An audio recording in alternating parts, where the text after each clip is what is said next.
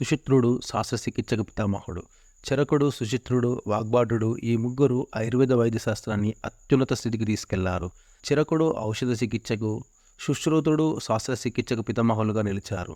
వాగ్భటుడు ఆ ఇద్దరికి సమన్వయంగా అష్టాంగ హృదయం అనే గ్రంథాన్ని రచించాడు. ఈ ముగ్గురిని ఆయుర్వేద శాస్త్రంలో బృహత్రాయం అంటారు. ఆధునిక వైద్యానికి పితామహుడని భావించే హిప్పోక్రటస్ క్రీస్తుపూర్వం 460 నుంచి 370 మధ్య జీవించిన ఇతని కంటే ఈ ముగ్గురు ఎంతో ముందున్న కాలం వారు. కాశీ రాజైన దివోదాస ధన్వంతరి శిష్యుడు సుశ్రుతుడు.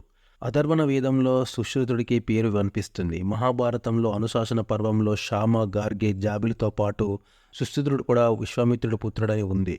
క్రీస్తుపూర్వం 1000 నుంచి 600 మధ్య ఆచార్య సుశ్రుతుడి కాలం. ఈజిప్ట్లోని కొలంబోలో ఒక ప్రాచీన దేవాలయ గోడల మీద శాస్త్రచికిత్స ఉపకరణాలు చెక్కి ఉన్నాయి.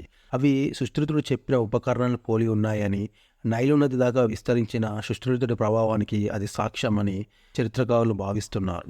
అమ్మోనియస్ క్రీస్తుపూర్వం 283 నుంచి 247, సెల్సస్ క్రీస్తు శకం 1వ శతాబ్దం వంటి వారు పేర్కొన్న పెరినీల్ వెసికోలథెటమీ లాంటి శాస్త్ర విధానాలు సుశ్రుత సంహిత గ్రంథం ఆధారంగా చేసినవని రుజువైంది.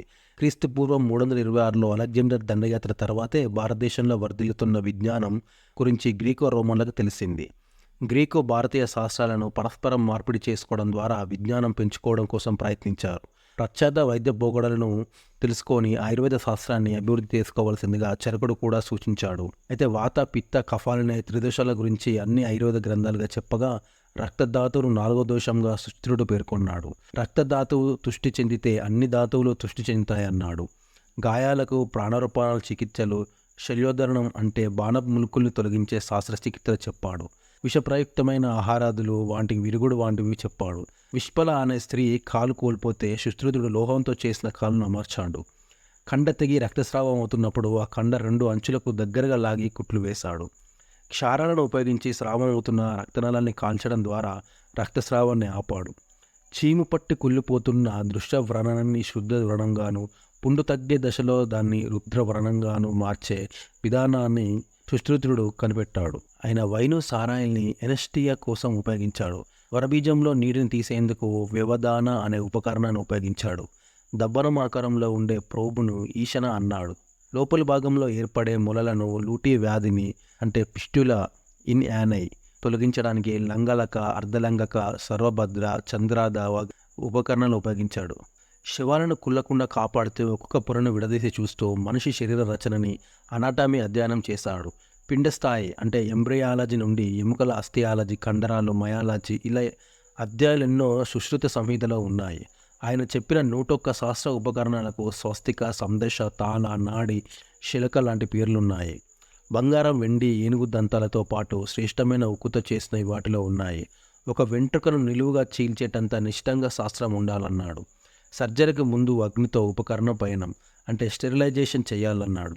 శరీరం లోపలికి ప్రవేశపెట్టేందుకు 28 రకాల కేథెటర్లను, ఇరిగేషన్ సిరంజిలను వివరించాడు. అనేక క్షారాలతో గాయాలను శుభ్రపరచడం గురించి చెప్పాడు. పొట్టలోబలి అవయాలలో కుళ్ళును తొలగించడానికి పొట్టను కోసి తెరిచే ప్రక్రియను లపరాటమీ గురించి వివరించాడు. పేగులుగా అయిన గాయాలను సరిచేయడం, హెర్నియా, హైడ్రోసిల్, మొలలు, ఫిస్టుల, విరిగిన ఎముకలు సరిచేయడం, కొన్ని శరీర భాగాలను తొలగించడం, కంటి శుక్లాలను ఆపరేషన్లతో సహా శాస్త్రచికిత్సను సుశ్రుతుడు తన గ్రంథంలో వివరించాడు. ఎదవి, ముక్కు, బుగ్గలకు సంబంధించి అంగవైకల్యం ఏర్పడినప్పుడు ఆ భాగాలను పునర్నిర్మించడం, ప్లాస్టిక్ సర్జరీ గురించి ప్రస్తావించాడు. నుదుటిపైన ఉండే చర్మపు పొరను నిలువుగా గాయపడిన ముక్కు భాగాన్ని తెచ్చి అంటుగట్టి ముక్కు తిరిగి మామూలు స్థితికి వచ్చేలా చేసే ప్లాస్టిక్ సర్జరీ పద్ధతిని సుశ్రుతుడే కనిపెట్టాడు. తొలి ప్లాస్టిక్ సర్జరీగా సుశ్రుతుడు అందించిన విజ్ఞానాన్ని ఈ యుగం ప్రజలు సరిగా ఉపయోగించుకోవడం వల్లే నష్టం మనకే జరుగుతుంది.